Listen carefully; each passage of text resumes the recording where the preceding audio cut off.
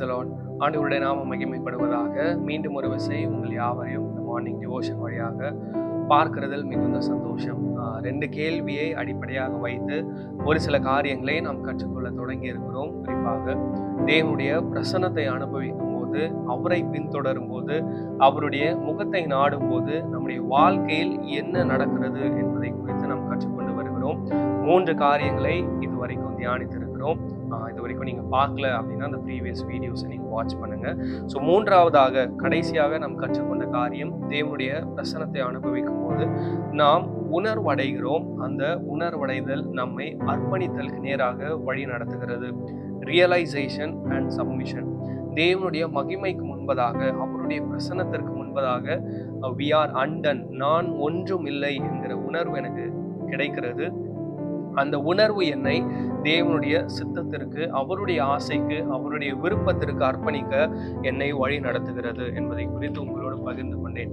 இந்த காலை நேரத்திலும் 4ஆவதாக தேவனுடைய பிரசன்னத்தில் நாம் இருக்கும்போது, அவரை பின்தொடரும் போது, அவரை நாடும் போது நம்முடைய வாழ்க்கையில் கிடைக்கிற காரியம் என்ன என்பதை வேகமாக உங்களோடு பகிர்ந்து கொள்ள விரும்புகிறேன்.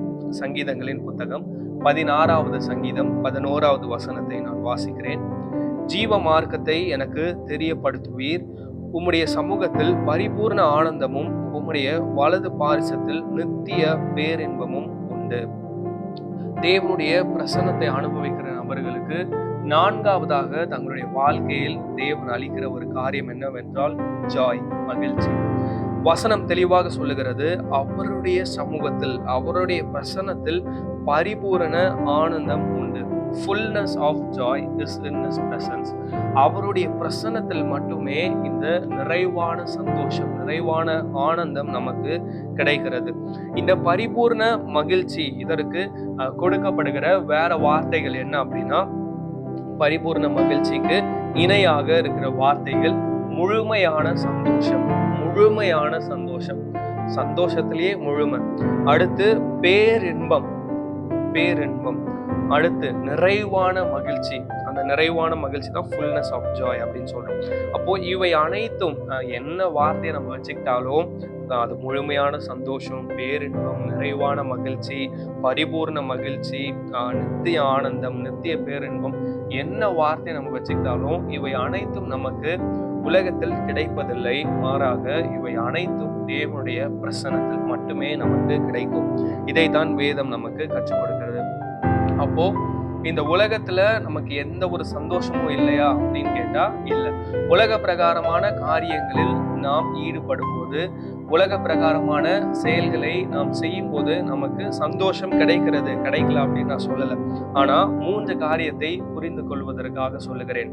முதலாவது, உலக பிரகாரமான காரியங்களில் சந்தோஷம் கிடைக்கும், ஆனால் அது ஒருபோதும் நிறைவாக இருக்க வாய்ப்பில்லை.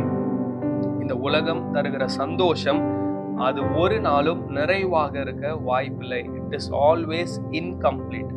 2வது, உலக பிரகாரமான காரியங்களில் நாம் ஈடுபடும் போது அல்லது ஒரு செயலை செய்யும் போது அது நமக்கு சந்தோஷத்தை கொடுக்கும், ஆனால் அது நிரந்தரமாக அல்லது நித்தியமாக இருக்க வாய்ப்பில்லை.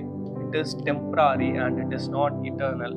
3வது, ஒரு செயலில் நாம் ஈடுபடும் போது அந்த செயலை செய்யும் போது மட்டுமே அது நமக்கு சந்தோஷத்தை தரும். It is limited. ஸோ இந்த 3 வார்த்தை மட்டும் நான் எடுத்துக்கொள்ள விரும்புகிறேன். Incomplete, temporary, limited. அதாவது நிறைவாக இருப்பதற்கு வாய்ப்பில்லை, அது இன்கம்ப்ளீட், முழுமை அடையாத ஒன்று. 2வது டெம்பரரி, அது தற்காலிகமானது. 3வது இட் இஸ் லிமிட்டட், அது ரொம்ப ஒரு குறைவானது, ஒரு எல்லைக்கு உட்பட்ட ஒன்று. அப்போ உலக பிரகாரமான சந்தோஷம் இந்த 3 வார்த்தைகளில் அடங்கிவிடும். ஆனால் தேவனுடைய பிரசன்னத்தில் கிடைக்கிற அந்த சந்தோஷம், தேவனுடைய பாதத்தில் அமர்ந்திருக்கும் போது கிடைக்கிற அந்த பேரின்பம் அதற்கு ஈடு இணையே இல்லை. காரணம், இந்த உலகம் தருகிற சந்தோஷம் இன்கம்ப்ளீட், டெம்பரரி, லிமிட்டட். தேவனுடைய சமூகத்தில், தேவனுடைய பிரசன்னத்தில் கிடைக்கிற சந்தோஷத்திற்கு 3 வார்த்தைகள் உண்டு. முதலாவது, இட் இஸ் கம்ப்ளீட், அது முழுமையான சந்தோஷம். நான் ஸ்டார்டிங்லேயே சொன்னல, அது முழுமையான சந்தோஷம், அது நிறைவான மகிழ்ச்சி. 2வது, இட் இஸ் இட்டர்னல், அது நிரந்தரமான ஒன்று. இந்த உலகம் தருகிற சந்தோஷம் அது கொஞ்ச நேரம் இருக்கும், தற்காலிகமானது. ஆனால் தேவன் தருகிற அந்த சந்தோஷம் அந்த மகிழ்ச்சி அது நித்தியமானது, நிரந்தரமானது. மூன்றாவது, இந்த உலகம் தருகிற சந்தோஷம் ஒரு எல்லைக்கு உட்பட்டது. ஆனால் தேவன் தருகிற அவருடைய பிரசன்னத்தில் நமக்கு கிடைக்கிற சந்தோஷம் இட் இஸ் லிமிட்லெஸ். அதற்கு அளவே இல்லை. ஸோ இந்த காலை நேரத்தில் இந்த 3 வார்த்தைகளை தொடர்ந்து நீங்கள் சிந்தித்து பாருங்கள்.